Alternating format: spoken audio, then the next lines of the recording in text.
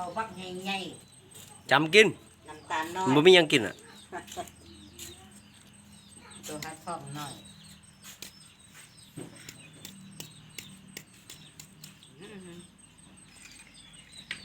พวกใส่วันใด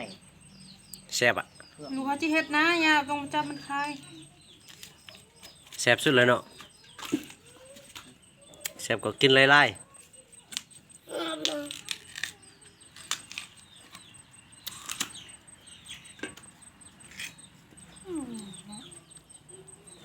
ที่นี่แหละเพิ่นว่าต้องออกยอมตัวเท่าสุกเราบุกฟังเลยสั่งกินเอาถ่ายวิดีโอบ่เห็น